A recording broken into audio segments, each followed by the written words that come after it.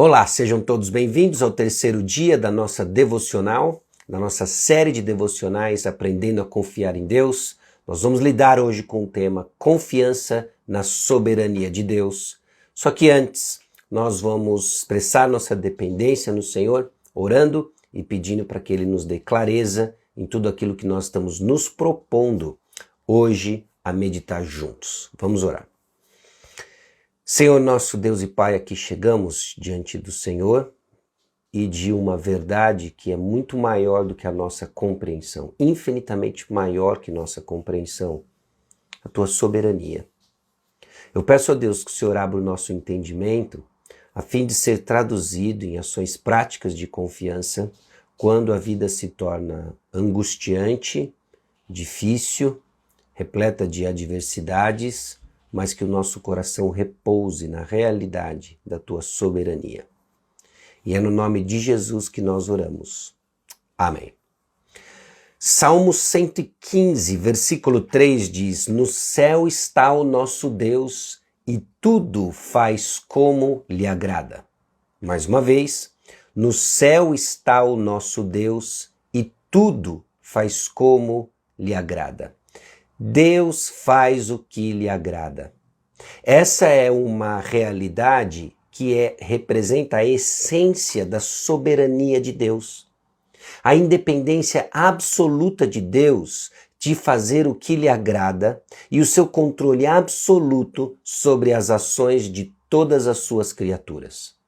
Nisso repousa a nossa compreensão de confiança na soberania de Deus.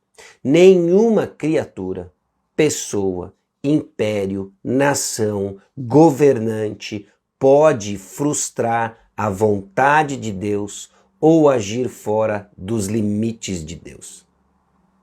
É uma declaração assim simples, profunda, forte, que tem causado muita confusão e controvérsias ao longo da história da igreja, mas que reflete o ensino claro e simples da palavra de Deus.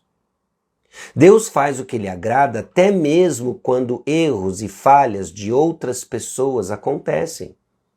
Deus segue no controle quando o motorista passa o sinal vermelho, bate no carro e manda você para o hospital, ou danifica o seu veículo a tal ponto em que você se vê apertado financeiramente. Deus segue no controle.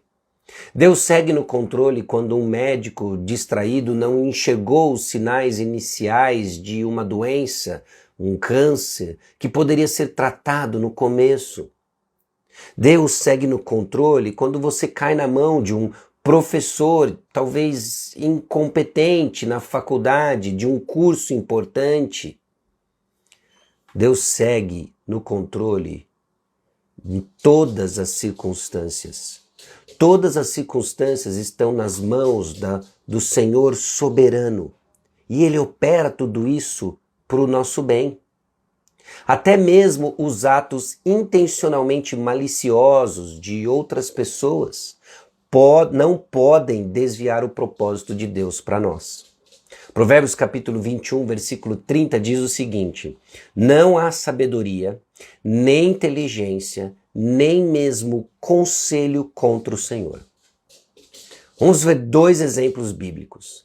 Em Atos capítulo 24, Paulo é mantido injustamente na prisão simplesmente por motivações políticas, injustas, ilegítimas do governador romano Félix. Deus não saiu do controle. Um outro exemplo, que talvez você já até tenha antecipado aí no seu coração, é o exemplo de José. José também foi deixado na prisão por 2 anos porque o copeiro de Faraó o esqueceu. Em Gênesis capítulo 40, versículos 14 e 23, 41, 1, quando ele se lembra de José, é simplesmente bizarro pensarmos que um copeiro, liberto depois da revelação de um sonho, liberto da prisão e restituído no seu cargo, esquece do instrumento da revelação do sonho José. É a mão do Senhor, é o controle do Senhor, administrando os seus propósitos e antes de abençoar José, torná-lo sábio. Esses dois homens, Paulo e José, não foram deixados simplesmente definhando atrás das grades no esquecimento do Senhor. Deus está no controle. Nada então é tão pequeno ou trivial a ponto de escapar do controle de Deus. Nada é tão grande que esteja além do seu poder de governá-lo. Não existe nada que possa acontecer com você que seja pequeno e insignificante de escapar do controle de Deus. E não existe nada que possa acontecer com você que seja grande demais para que Deus não possa administrar no seu controle. Essa é uma verdade, um pressuposto que assumimos pela fé, porque não há no céu ninguém como Deus e tudo Ele faz como lhe agrada. O insignificante pardal, nós mencionamos isso na devocional de ontem, ele não pode cair no chão sem for da vontade de Deus, Mateus capítulo 10, versículo 29. O Império Romano não pode crucificar Jesus a menos que esse poder não seja dado pelo próprio Deus, João capítulo 19. E o que é verdade para o pardal, o que foi verdade para o destino de Cristo, é verdade para você. Nenhum detalhe da vida é insignificante demais para a atenção do nosso Pai Celestial. Nenhuma circunstância é tão grande que Ele não possa lidar com isso. Esse é um pressuposto importante relacionado à própria definição da soberania de Deus, que tem um impacto prático em como vamos responder com confiança ou desconfiança.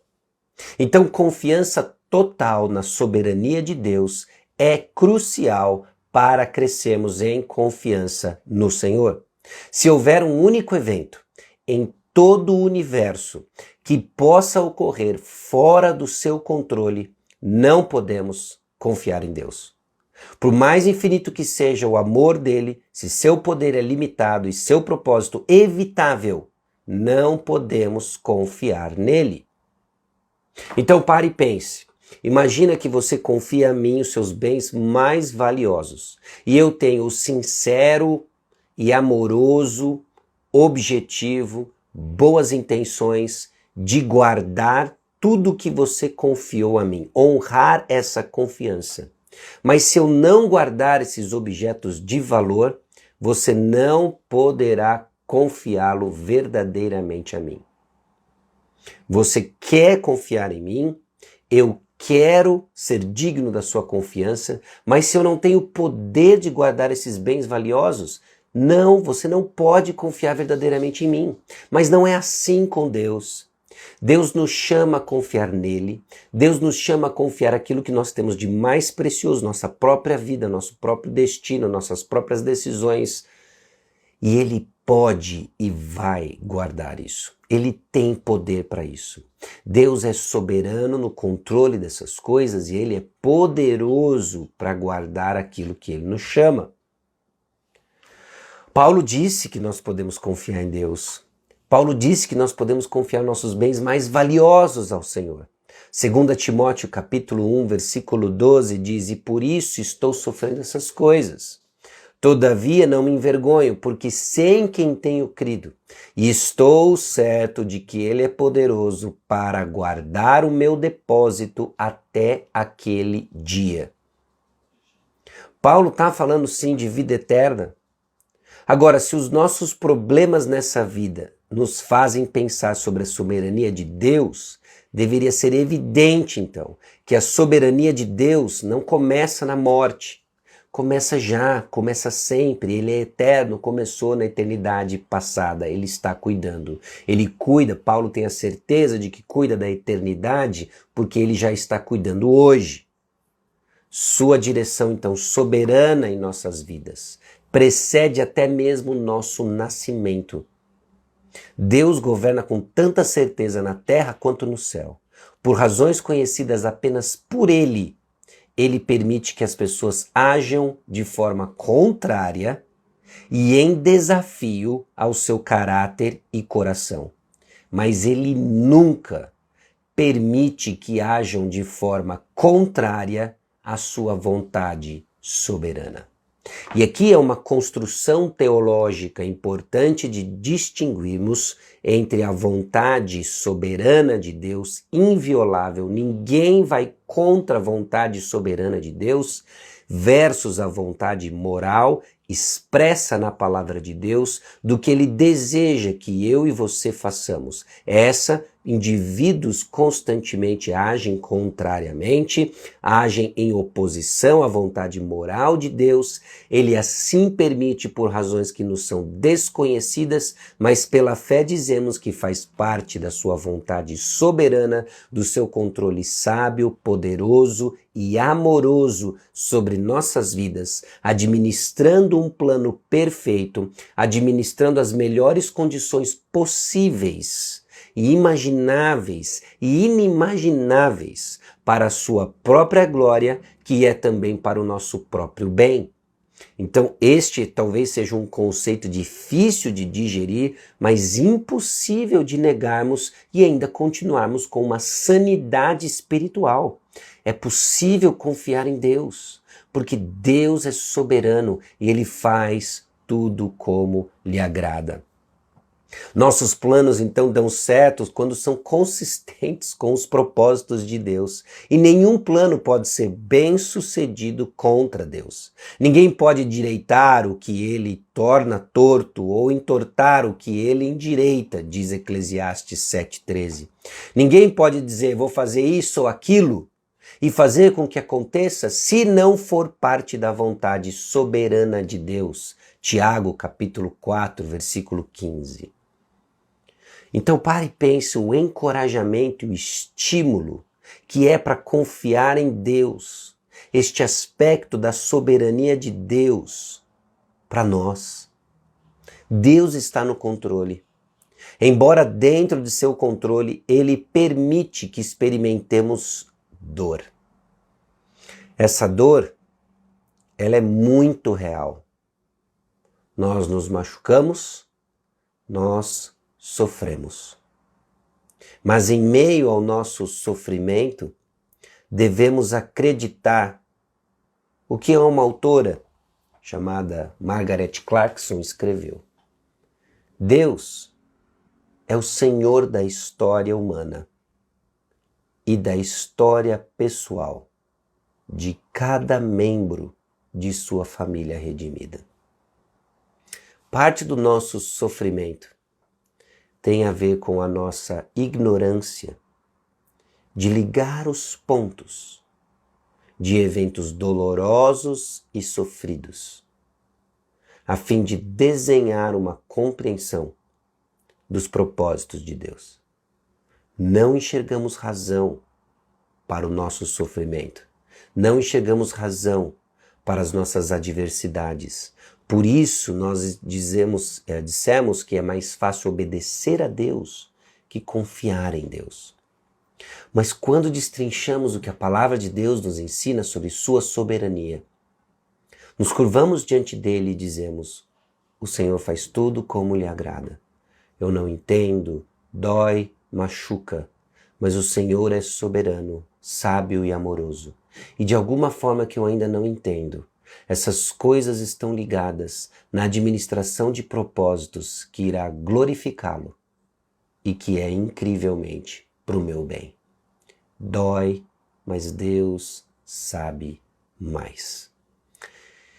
Eu espero que de alguma forma essas verdades encorajem você, desafiem você, deem respostas a perguntas difíceis ou, melhor ainda, encaminhe suas perguntas à única resposta a qual não podemos ficar sem, de que nada nos separa do amor de Cristo. E assim repousamos seguros, confiantes, de que o nosso Deus não é incapaz ou é pego de surpresa. Nós confiamos num Deus soberano sobre todas as coisas, que faz tudo como lhe agrada, de acordo com seus propósitos. E se compadece de nós, sabe que somos pó. Ele sabe que somos pó. Então está pegando, está doendo, Deus sabe que somos pó, sabe o nosso limite e Ele nos sustenta. Que Deus abençoe o seu dia. Circunstâncias virão, que testarão sua confiança na soberania de Deus. E vamos orar para que o Espírito Santo nos relembre da importância dessas doutrinas, nos relembre de que não são ensinamentos frios, mas estão ligados a uma vida de caminhada com o Senhor, e assim vamos crescer como povo dele, aprendendo cada vez mais a confiar no Senhor. Vamos orar? Senhor, eu te louvo, ó Deus, porque o Senhor faz tudo como lhe agrada. Que essa não seja uma verdade fria, jogada, ó Deus, em meio ao nosso sofrimento, que nos leva a descaracterizar o teu santo caráter, mas que seja uma verdade que venha aquecer o nosso coração. Que em meio às adversidades, ó Deus, ainda que não entendamos nada dos propósitos do Senhor, em meio à dor e intenso sofrimento, que sejamos levados então a reconhecer que o Senhor não é como nós, enxerga além. Os seus santos e benditos decretos nos conduzem num caminho que irá glorificá-lo e, incrivelmente, será para o nosso bem também. Coisas vão acontecer hoje, ó Deus, e não temos a mínima ideia. Pequenas coisas vão testar nossa confiança no Senhor. Guia-nos, ó Deus, a repousar em Ti. Traga, ó Deus, à memória essas verdades no tempo certo. Entesoure essas coisas em nossos corações para aplicação no momento certo. Para a honra e glória, a Deus, do Teu nome, que pedimos essas coisas. Em nome de Jesus. Amém. E Deus abençoe o seu dia. Até amanhã, 6h30, se Deus quiser, estaremos aqui para refletir sobre o plano sábio e amoroso de Deus para nós. Até mais.